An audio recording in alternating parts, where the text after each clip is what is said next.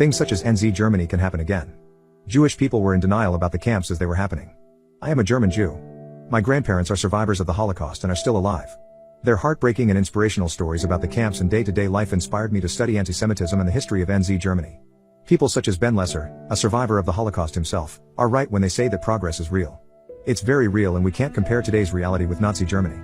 But progress isn't a one-way street, and late NZ Germany isn't the bar we mean when we say never again. Never again doesn't just mean that we must prevent the Holocaust from happening again. It means that we must prevent everything that led to the Holocaust from happening again, and that includes the situation in Weimar Germany. As the German saying goes, wear it den anfangen, nip things in the bud. Too many people forgot or simply don't want to remember that conservatives destroyed the Republic in Germany and handed its body willingly to the NZIS. And that's where we have to be vigilant, because if we wait for actual NZIS to take over, it might be too late. I know it's difficult to convince people about the possible dangers of the early signs, but that's what we need to do, and for that it is moral and necessary to point at the 30s and explain where things might lead to if we allow dehumanization, laws against minorities, and fascist rhetoric. It has always been difficult to convince people, but it was more difficult back then. Even after the NZIS came to power. 2 days after Germany's Mustachio was elected chancellor, Germany's biggest Jewish newspaper wrote "Remain calm" on their front page. In 1936, thousands of Jewish tourists from the USA and Austria visited Germany for the Olympic Games and, back home, reported that they thought it was nice. That's 3 years into camps and deprivation of civil rights of Jewish citizens. When you listen to German survivors, there is a common theme. They all report that their parents said something like the country of Goethe and Schiller will never allow it when someone expressed concerns, even in the late 30s. My own great-grandmother founded a resistance group in the 30s and told me she had a hard time convincing her own father. In 1935, when he received a letter with his expatriation, he thought they must have made a mistake, took his World War I Iron Cross and walked to the registration office. That's the problem with things that are so unbelievable. Most think it will never happen until it happens. But that's why and how we need to point at NZ Germany. Not to compare today's situation with it, but to point out that things like that can happen again because it happened before. My idiot best friend tried to seduce his crush and ended up getting the police involved. The aftermath made me question everything I knew about love. So my best friend Skip had a major crush on a girl who I will call Sally. Sally was that girl who was asked out by many due to her beauty and bubbly personality. She was an artist with a very creative mind. Due to her own creativity, she loved it when guys were super creative when they would ask her out on dates. The more creative, the more you had her attention. It was getting close to Valentine's Day. It was time for the dance we called the Sweethearts Ball. Skip desperately wanted to ask Sally to the dance, but couldn't come up with a creative enough way to ask her. Myself and our friend were popping off suggestions while at lunch. I told him he could send her some roses and say, "My heart would be like these roses, in full bloom and full of life, if you go to the Sweethearts with me." Another friend chimed in, telling Skip to send her a bag of M&Ms and say, "It would be so sweet if you would go to the Sweethearts with me." Another friend stated that he should toilet paper her car and say, "It would wipe me out, if you went to the Sweethearts with me." And yet another friend threw out a suggestion, asking Skip why not just pour a heart shape on her lawn with gasoline and light it on fire and say, "My heart would go up in flames if you went to the Sweet with me." Skip, listening to all of this, had his mind clamp around one thing that was mentioned. I'm sure at this point, some of you have already figured out, the one he chose to do. This was all on a Friday. Now none of us were present when Skip asked her, however, we did see the aftermath. Here are the events that followed. Monday, Sally avoided Skip. Like, he's a psycho, avoided him. Tuesday, Skip was starting to behave irregular. Always very nervous and looking over his shoulder. Wednesday, Skip's name is called over the intercom system before classes start. About 10 minutes later, principal's office calls myself and a couple of friends. We are told to sit outside the office. We were all discussing what kind of stupidity Skip could have pulled off. We were all debating, telling each right here there was no way he toilet papered her car or burned her lawn. There was just no way. I mean, Skip was dumb, but he wasn't that dumb. A few minutes later, Sally walks into the office. She had a smirk on her face. She says to us, "Have they told him yet?" All of us were totally confused. That's when the door opens. Skip comes out in handcuffs. He was crying his eyes out, repeating how sorry he was over and over again. It was then that Sally walked up to him and gave him a huge hug. While hugging him, she tells him that she will go to the Sweethearts Ball with Skip. My friend and I's jaws just drop. We are all thinking, what the F just happened? They uncuffed him, and Skip has the what the F look as well. The fire marshal then walks out laughing. He then starts speaking. "It was all her idea, I couldn't refuse my little girl, however, you ever set fire to my lawn again, I'll kick your butt. You will come and fix it. And you three, stop putting ideas into his head. He will clearly do anything you guys tell him to." That was the day we found out that Sally's father was the fire marshal in our county. He and the sheriff gave Skip a tongue lashing for setting fire to his front yard, with a heart shape burning in the grass. And a sign by the front door saying, "My heart will go up in flames if you went to the Sweethearts with me." Skip and Sally have been happily married for 23 years now. My best friend of 24 years is now a transgender woman. I'm in love with her and not sure if I should tell her. My best friend and I have been extremely close our entire lives, we're practically brothers. Our parents grew up together, so my friend and I were together ever since we were little babies. We've always had each other's back, protected one another, cared for each other, When the whole world felt like it was against us, the both of us knew we were always looking out for each other. So my friend transitioned to a female a few months ago. She's completely physically a woman. She's been through hormone replacement therapy these past few years. Seeing her becoming so much more happier is amazing to see. I'm absolutely proud of her. It's beautiful to see my friend now be so free, being comfortable with herself and always having the greatest smile on her face. But I'm falling for her, and these feelings aren't going away. I'll admit that I'm in love with my friend. The friend I've known for 24 years is who is stealing my heart, and I don't know what to do.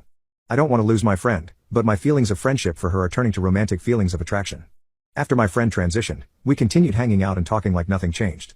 We continued going out to clubs and bars, the movies, restaurants, playing video games. Nothing changed. We kept doing what we always did. During this time is when my feelings began to change. I started falling in love with her. You know what attracted me? Her, the way she is. My friend is now acting like herself, acting free and full of life, always laughing, dancing and being goofy. It hurts me, because this is someone I grew up with and I'm afraid my feelings are going to push her away or make this awkward. Like always, I'm insanely happy being with my friend, but my feelings for her are crushing me right now every time we're together again. I've fallen in love with her true self. Her true self is absolutely beautiful. I've spoken to another close friend of mine about this. I just got made fun of. Ha. You wanna F your boy, seriously? Is practically what I got. They didn't understand where I was coming from. They didn't understand what an insanely amazing person my friend is. This friend of mine feels it's creepy and nasty that I'm falling for my best friend. They also aren't taking my friend's transition seriously, which is another reason why they're acting immature. All he did was make fun of me, so ever since then I haven't spoken to anyone else about how I feel. Also, aside from being scared of losing my friend, I'm afraid of what our families will think. What happens if my friend and I do end up together, and our families suddenly start to panic? I'm afraid of not only ruining my friendship, but the friendship our parents have with themselves for many years.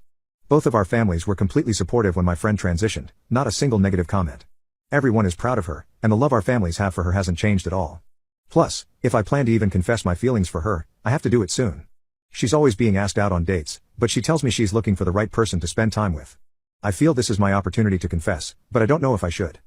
My best friend of 24 years is now a transgender woman. I'm in love with her and not sure if I should tell her. I'm going for it. I'm going to ask out my friend.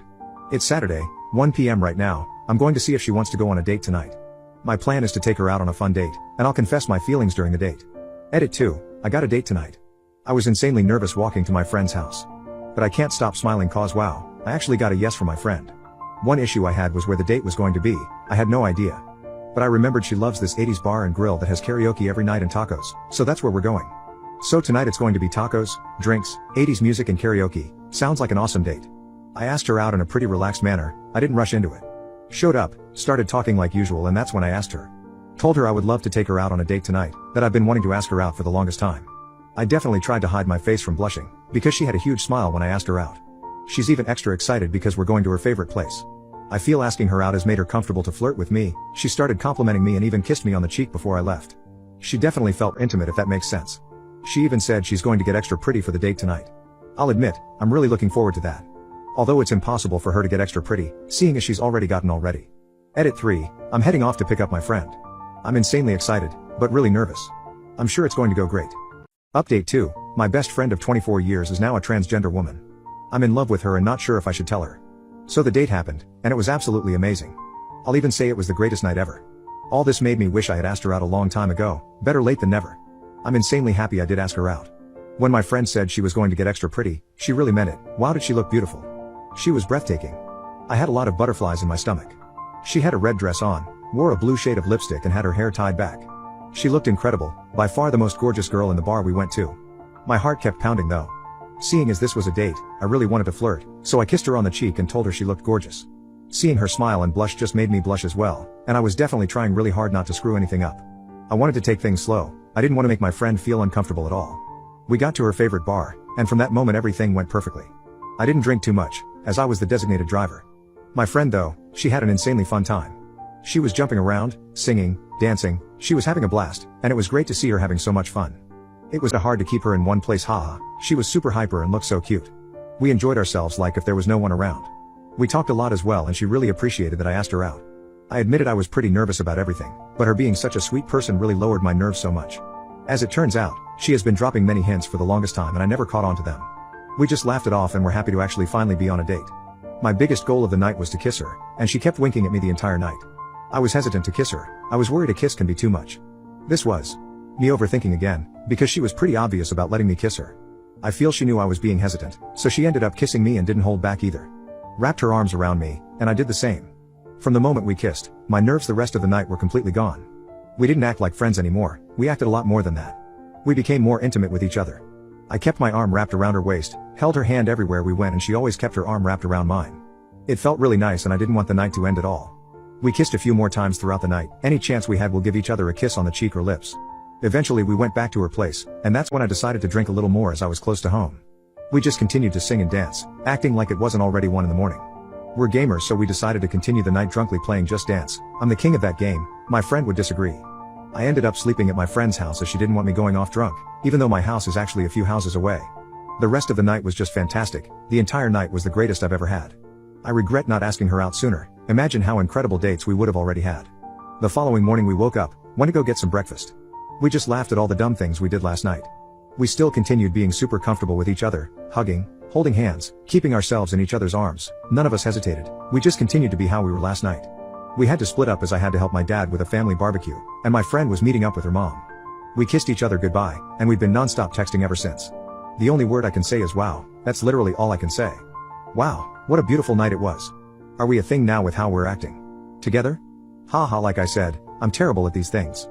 Update 3, my best friend of 24 years is now a transgender woman. I'm in love with her and not sure if I should tell her. So, my friend's mom knows about the date we went on. She had pretty great reaction to it. My friend told me that when she told her mom just celebrated. She was insanely happy for the both of us. She said her mom wanted to know every single detail, but also wasn't surprised that I asked her daughter out. Her mom had a huge feeling I liked her daughter, so she was very happy I finally asked her out. Of course her mom is now saying, "When's the wedding?" to my friend constantly. I'm just insanely happy her mom is cheering us on. Her family, mine and some friends are all getting together tonight for a barbecue. I have no doubt my friend's mom told her husband about the date, who definitely would have told my parents. Honestly, I'm just not ready for when my mom finds out. She's going to be super happy, but she's going to be asking me when's the wedding as well. I also plan to ask my friend out on another date tonight, and I want to ask about being in a serious relationship. I'll probably do that tomorrow. I feel tonight might be a busy with everyone around. I want to tell her I love her so much. I don't want to keep my feelings inside anymore. I want to tell her I've fallen in love with who she is, her true self. I want her to know what a beautiful, amazing woman she is. I'll love to do that tonight, but I'll hold it off for the next date. She's going to be at the barbecue tonight as well, so we'll definitely be spending time together. Edit, both of our families thought it was super nice that we went on a date, but they're not surprised about us going on a date. My friend and I were teased so much, we're super happy that our parents reacted very positively to us going out. And yes, we got ton of when's the wedding jokes. We've been getting a ton of those since my friend told her mom about the date. Edit 2, I asked her out on another date and I'm going to ask her to be my girlfriend tonight. Fingers crossed. Update 4, my best friend of 24 years is now a transgender woman. I'm in love with her and not sure if I should tell her. So last night was a wild ride. It's currently the morning after the date, and I'm typing this up in my friend's bathroom while waiting for her to come join me for a morning shower. So last night my friend and I went to a restaurant. I informed her that it was Michelin star. This was a restaurant she had been wanting to go for a while, so when we arrived to it, she actually squealed with excitement and kissed me. I told her to dress fancy but did not tell her where we were going beforehand. We went in, sat down, chatted, ordered food and ate. The whole time my heart was pounding because there was really only one question on my mind, and I just had to get it out. In a move so idiotic that only I could make it, I asked her to be my girlfriend while she had a mouthful of her main course. She looked at me, quite stunned, and chewed her food as fast as possible before responding to me. As the mouthful was pretty big, I felt like a moron watching her struggle to get this bite down. Could I not have waited just another minute? When she finally finished chewing, she looked me deep in my eyes. We exchanged a glance where we both practically squinted at each other while maintaining deep eye contact, and she responded, "I would love to be your girlfriend." I don't think I have ever felt so relieved, happy, astonished, proud or overwhelmed in my entire life. This was single-handedly one of the best moments I have ever experienced. We joked about it the rest of the night, sometimes referring to each other as my boyfriend, or my girlfriend. We got some amazing dessert too. I told her this chocolate was almost as sweet as her, and she rolled her eyes at just how cringy that line was. In a joking manner, of course. She invited me back to hers after the date and I accepted without a second thought. We stayed up talking for a few hours first. About us, our history, the future of our relationship, and so on. Then she brought out the alcohol and video games. We played Call of Duty and combined it with a drinking game. At one point I had drank too much, and when it was my turn to take another shot, I told her I can't do more vodka. She then told me I could kiss her neck instead and that would be my forfeit. And so I did. Then she kissed my neck. One thing led to another and about 1 hour later I was in so deep not even King Arthur could pull me out. I mean, it was the best intimacy of my life by far, so soft and loving, yet so intense and raw at the same time. We cuddled each other to sleep. It is now the next morning. And I can hear my girlfriend about to come in and join me for my shower. My manipulative wife has been nagging me non-stop about having another child even though we already have 10, plus update. My wife has recently been nagging me non-stop about having another baby that I adamantly don't want. For context, I already had 7 children before I met my wife. I had 4 of them living with me full time, and 3 of them I had split custody with. When I met my wife, she had a 4-month-old daughter that I now absolutely adore. After we got married, we had a few children of our own. So our life is pretty hectic. We are finally at a point where we are stable. Where I don't have to work as much and can be home with the family more. I'm so overjoyed because I didn't really get the option to spend much time with them, but now I can. However, my wife has went from suggesting another baby, to demanding another baby, to us fighting all the time about having a baby. Sometimes these fights escalate and she gets physical. She guilt trips me a lot, saying that she's always wanted 5 children and that I was taking her dream away from her. My wife also said our 3-year-old is getting too big. And that she would like to have a baby now before she gets too old. She asks what's it to me on having another one when I already had 7 before her, and giving her another baby is the least I can do, especially because she raised my children, taking the best years of her life away from her. She constantly states that she didn't even want to take care of them. She only did it out of obligation to me. I was very hurt when she first said those things, especially about our children, because some of my children were really young when we got together and they call her mom. But by now she has said it so much I have become numb to her words. At first, I tried to explain to her the things she was saying was hurtful and that it wasn't fair to me to have to go back to working more to provide for another baby. Especially when we already have a 7, 5, and a 3-year-old together. On top of having a 10, 13, 16, and an 18-year-old living in the house, while trying to help our 21-year-old move out. That is 8 kids in the house, and she wants more. I am telling her that we already have so much on our plate. Adding another baby right now just isn't a good idea, on top of the fact that she almost died giving birth to our youngest. We both had to go to therapy because of it, and now she wants another one. It blows my mind. Of course, me saying that turned into another fight. My wife yelled at me and called me the biggest a-hole she's ever met. She then told me not to talk to her because it seems to be a waste of time. She is now gone and is staying with her sister as of right now. I've tried texting and calling her. She's not responding. It has been 3 days since then. I really don't know what to do. I can't give her a child. Even if I wanted to, I couldn't. I had the snip after she nearly died giving birth to our youngest. I never thought we would have another baby after everything we went through. Update, we had a family meeting where I learned a lot about my wife from my wife's mother. She told me that even though my wife was a good stepmother, but she was a horrible biological mother to her oldest child. A child I have never seen before and she has no custody of. Apparently she abused her a lot from birth, and what led to custody being stripped is her substance use. Considering I have never even heard of this child, that was a hard pill to swallow. I also learned from her mother that my wife was pregnant right now. I also learned that my youngest child may not be mine. All I have to say is I wish the family meeting went differently. Then came the day of Thanksgiving. My wife did actually show up to celebrate. I tried contacting her several times before the get-together to tell her that I knew she was pregnant and that we needed to talk, but I never got a response. Every time I tried to talk to her at the get-together, my brother Dave would get in my way. Dave would tell me to leave her alone and not to don't bring up drama here. All I have to say is I was getting really sick of him. It was time to sit down to eat. She didn't sit by me. She sat beside Dave. I thought that was really weird, but it all made sense when she made her announcement. She told everyone that she was pregnant with Dave's child and that she would like a divorce. So her and Dave can have the relationship they deserve. But what hurts the most is when my mother said, "Huh? I thought we were going to wait until after the holidays to announce this." After that, it turned into a crap show. I gathered up all the children and left. I didn't have the energy to fight them. Before I left, my mother handed me divorce papers and a list of demands for my wife. I will be speaking with my lawyer on Monday. I do plan on getting counseling and therapy for me and the children. My engaged best friend told me that my long-term boyfriend will never marry me and is planning on leaving. I'm scared that she is right. So my best friend Elise is engaged to Rick. They have been together for 2 years, and my boyfriend and I have also been together for 3 years. So Elise and Rick had their engagement party Sunday afternoon. I was chatting with Elise, looking at her ring, and I'm not going to lie, I felt a bit of envy. Luke and I have talked about marriage, but we haven't even looked at rings yet. He says he wants to marry me, but I do think it's taking a long time. So I asked Elise what made Rick propose to her. She told me that on their first date, she told him that he had a deadline. I asked what she meant, and she said that she told Rick she wasn't going to wait around 2, 3, 4, 5 years for a man to marry her. She said she wants kids with the right guy but didn't want to have kids without a stable marriage and a house. Essentially she needs to find a very financially well-off man who will propose to her within 2 years and is willing to raise her kids. Well, she did just that. Another one of her friends, Heidi, said she was shocked it didn't make Rick run for the hills. Elise laughed and said, "Well, it wasn't an ultimatum. It was a fact. If after 2 years you still can't tell if I'm the one, then I'm clearly not, and I will be moving on. Period." I told Elise that if I told Luke that, he would leave me. That's when Elise said that Luke probably isn't the right one for me because it has been 2 years and he has not yet proposed. She told me he is probably over the relationship and is now planning on breaking the news that he is done with it.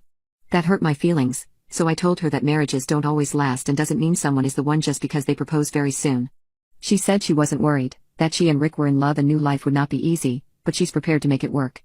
She also said she knows marriage isn't For everyone, which is fine so long as your partner feels the same, but that marriage is a value of hers, and she wasn't going to waste time with someone who so clearly didn't have the same values of her.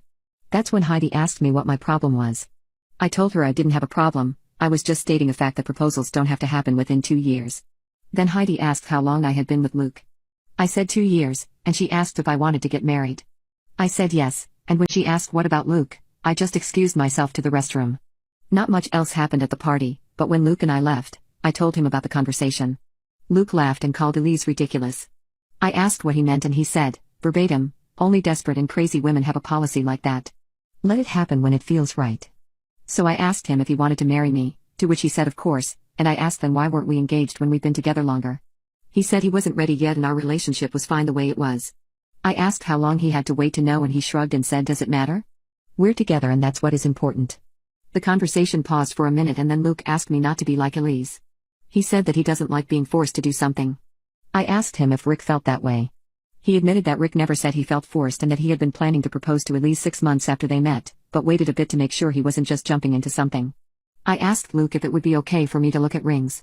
He said I could but to not get my heart set on anything because he wasn't ready and he said even if he wasn't willing to spend more than $5,000 on an engagement ring. Elise's ring obviously cost more than that. I never asked her how much it was, but center diamond is 9 carats, and the rest of the band is covered in diamonds. I remember she was asked once how much it was. She wouldn't answer but said that Rick bought a ring he wanted her to love and did not care about the price. He found the ring she'd like, looked at the price, and saved money to purchase it debt-free. I didn't mention that to Luke, but her telling me that came back when Luke said he was only willing to spend $5,000 on a ring I'm not even allowed to really look for. I'm not really sure why, but the conversation with Luke and Elise has made me very sad. I'm slightly angry at Elise for her implications but mostly I'm disappointed in Luke based on our conversation Sunday. He hasn't mentioned it since this weekend, but it's all I can think about. My engaged best friend told me that my long-term boyfriend will never marry me and is planning on leaving. I'm scared that she is right. I decided to talk to my boyfriend Luke about the future of our relationship. Before the conversation, I took an hour to write out what I really wanted in the next couple of years and then told him about it. I told him that after 2 years, we should be seriously considering the next step. I told him I wanted kids and with my age, I'm scared of health problems and complications. I told him that before we buy a house that I want to at least be engaged like Elise and Rick were. Luke's reaction was not pleasant. He told me he felt like I was trapping him in a corner and demanding a ring, when I wasn't. I told him I wanted a plan and to see if we were on the same page, but I wasn't expecting a ring tomorrow or anything, but definitely over the next few months. He told me he'll propose when he's ready and me bringing it up over and over again is making him not want to do it because he thinks I just want a ring, but I don't. I told him that he doesn't seem like he wants to get married, and that's when he said it. Luke told me he wants to get married but admitted he didn't know anymore if he wanted to marry me in particular. When I asked why, he said he doesn't think I have enough ambition. Luke wants to get a promotion at his job, he's going to school for his master's, and he's into self-improvement, like going to the gym, eating healthier and reading mental health books. He said he felt like I just wanted a marriage and kids and then I would be a stay-at-home mom which he doesn't want me to do. He wants me to work and be able to provide. I asked him what was wrong with relying on him for support the way Elise relies on Rick. I also told Rick I don't want to go back to school. I hated it the first time, and I can't afford to do it again even if I wanted to. But he told me that was an excuse, and he doesn't want to be tied to someone who is, as he said, okay with just being okay and that he wants more than that out of life. I was angry because I feel like I've asked this of him before and he always said he wants to marry me. I did tell him before I wanted to be a stay-at-home mother, and I guess secretly he didn't want me to be. So, I told him I was done with the conversation and have been staying at a friend's house. I've messaged him a couple times to try and talk to him since, but he only responds saying he thinks we are on different pages and the relationship needs to be over so we can find what we want. I'm really sad and upset and feel like I wasted my time and that Elise was right. Luke took our relationship status off of Facebook and a ton of people have been asking what happened. His responses to my text messages also just seem so cold. From what I've heard from mutual friends, he sounds like he's doing okay and went out Friday night with some friends to a bar.